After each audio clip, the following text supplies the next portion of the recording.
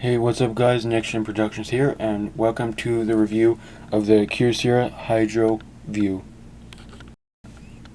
To begin, the Hydro View features a 5-inch IPS LCD touchscreen that has a resolution of 540 by 960 and has a pixel density of 220. The Hydro View is IP57 certified for water and dust resistance. It is also capable of being submerged in 3 feet of water for 30 minutes. The handset features a 5 megapixel rear autofocus camera that records in 720p. Camera software features include smile detection, blink detection, digital zoom, self-timer, digital image stabilization, DIS for short, and geotagging, whereas camera settings include exposure compensation, ISO control, and white balance presets. And camera shooting modes include burst mode, HDR, night mode, scenes, frames, and effects. And on the front of the handset it features a 2 megapixel shooter. The handset runs Android 5.1.1 Lollipop and has a quad-core 1.1 GHz Qualcomm Snapdragon 210 chipset with 1 GB of RAM, a Cortex A7 CPU, and an Adreno 304 GPU. Now that quadrant has just finished, let's go ahead and see what kind of score we got. So we got a score of 8,282. Not too bad for this Hydro View. CPU is 31,831, whereas memory is 3,096. I probably might stop announcing that stuff and just announce the score.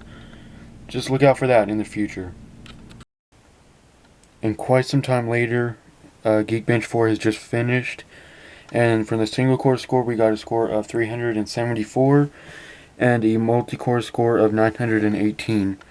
And there's really no point in checking the chart because, well, I already did it off camera before I started this clip up, and, well, because this is a low score. So there you go. The handset has about 8 GB of built-in storage, with around 2.66 GB available to the user. And just a couple minutes ago, about 13 apps were updated, and before I had like 1.04 GB available.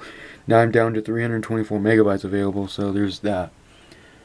The handset storage can further be expanded via the microSD card slot on the back.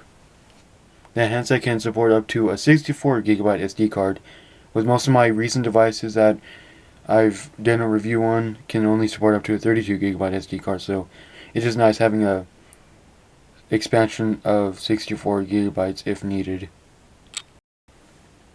Powering the Hydro View is a 2160 mAh Li-on battery that is not removable. Battery talk time is estimated, or is around, I should say, 11 hours, while battery standby time is around 6.7 days, but usage will vary depending on how you use the device. And now for the gaming part of this review. I have downloaded Asphalt 8 Airborne, so we'll go ahead and test out the gaming performance on this device. So I'll be back as soon as it's finished loading up. And I get this message: I do not have enough available space on the device here. I need to delete 768 megabytes.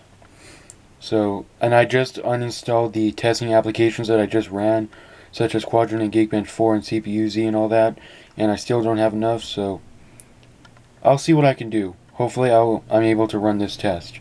I'll be back. Alright, I'm back. So I had to literally uninstall every application that I installed on here when I got it, so none of my apps are here. Only Battery Doctor, and Asphalt 8. I removed all the other third-party apps that I had on here, so see if it's fixed. Hopefully we can run it, and if not, I'm gonna have to download another game. Checking required files. And I need to delete 315 megabytes. Oh my god. So I'm gonna come back once again, and hopefully I'll have it all situated. So, and by the way, I'll probably go ahead and install a different game because this one is not going to work. Alright, so I have now downloaded Dead Trigger, and I'm currently seeing if I can, oh sorry, not in frame, currently seeing if I can install all my apps that I had on here. So let's go and launch it and see if, it'll work.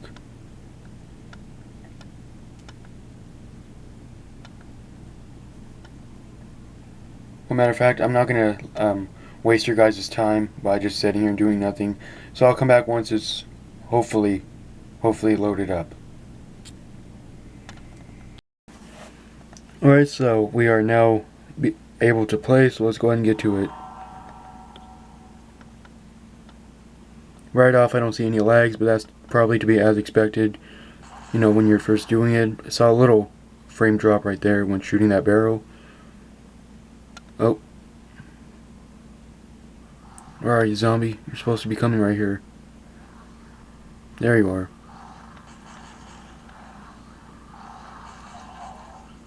I'm trying my best to keep it in frame as best as I can, but I'm not doing too good of a job, I know.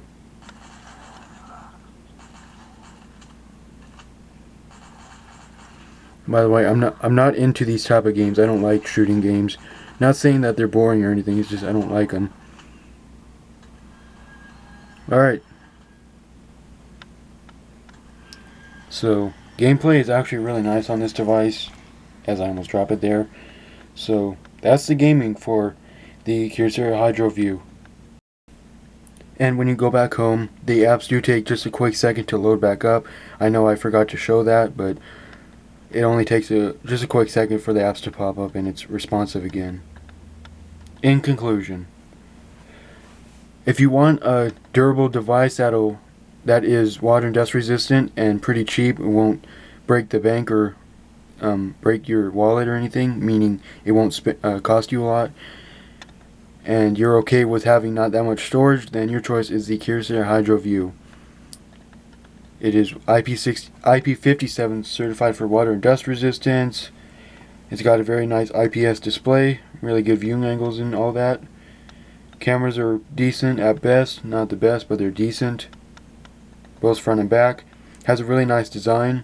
I really like the design on the Hydro View here. I'm a big fan of this color black, as opposed to a bluish color on the Hydro Reach. I am aware that this device resembles the Hydro Reach. So, there you go. I hope you guys enjoyed my review of the Kyocera Hydro View. And I'll see you again in the next video.